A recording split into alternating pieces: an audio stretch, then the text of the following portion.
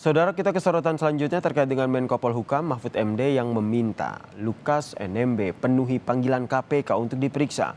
Mahfud menegaskan temuan PPATK soal gratifikasi dan sorotan judi bisa dibuktikan KPK.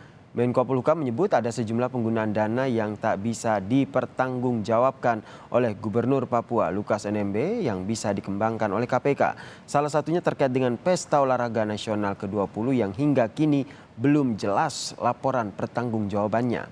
Meski demikian, Mahfud meminta publik membiarkan proses hukum ini ditangani oleh KPK hingga tuntas.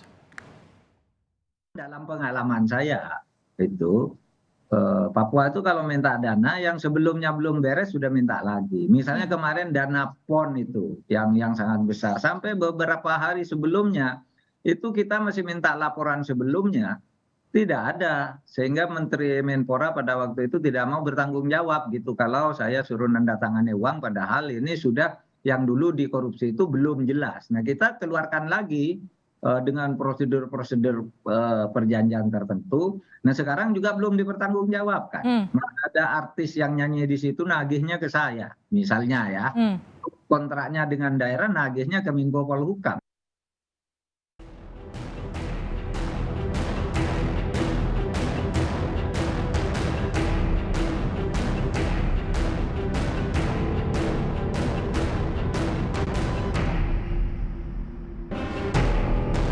Pasca ditetapkan menjadi tersangka kasus dugaan gratifikasi sebesar 1 miliar, Gubernur Papua Lukas NMB kembali menjadi sorotan atas aliran dana 560 miliar rupiah ke meja judi. Tidak hanya itu, foto dan dokumentasi Lukas NMB yang sedang berada di lokasi kasino yang berada di sejumlah negara juga tersebar ke publik. Masyarakat Anti Korupsi Indonesia atau MAKI mengaku punya catatan perjalanan Lukas NMB ke kasino di Singapura, Malaysia, dan Filipina. MAKI pun yakin dengan temuan PPATK soal uang 560 miliar milik Lukas NMB ke kasino judi. Telah mendapatkan data dari orang-orang yang sekitarnya bahwa memang betul ada dugaan permainan judi di 3 negara, Manila, di Singapura, dan juga di Malaysia. Desember 2021 hingga Agustus 2022 ada yang bahkan sampai ke Australia, ke Jerman, dan juga Singapura, Malaysia, jalan darat, balik lagi Singapura untuk diduga bermain judi, ke Manila juga bermain judi. Jadi menurut saya cukup sehat. Jadi berkaitan dengan rencana pemanggilan KPK mestinya bisa didatangi. Dan juga permainan judi tadi itu diduga malah di ruang-ruang VIP. Di Genting Highland itu kami punya fotonya itu di ruang VIP yang khusus itu. Saat diklarifikasi, kuasa hukum Lukas NMB tak membantah jika kliennya gemar pergi ke kasino. Namun ia menegaskan uang yang digunakan NMB untuk berjudi bukanlah berasal dari APBD. Ini klien Anda, betul ya? Oke, setuju. Sebagai kuasa hukum Anda tahu klien Anda gemar ke kasino? Ya, refreshing.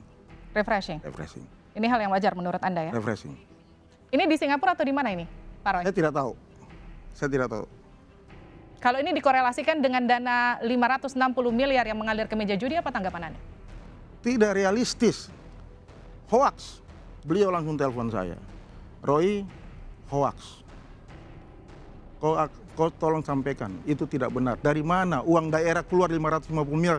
Tolong Mahfud buktikan, PPATK buktikan bahwa ada uang yang keluar 550 miliar dari kas daerah. Itu baru connect bahwa ada transaksi di sana.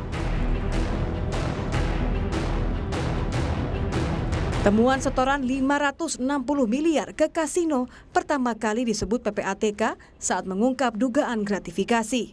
Kini, Gubernur Papua Lukas NMB telah ditetapkan sebagai tersangka kasus gratifikasi sebesar 1 miliar rupiah oleh KPK.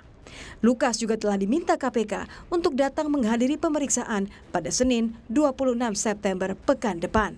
Tim Liputan Kompas TV.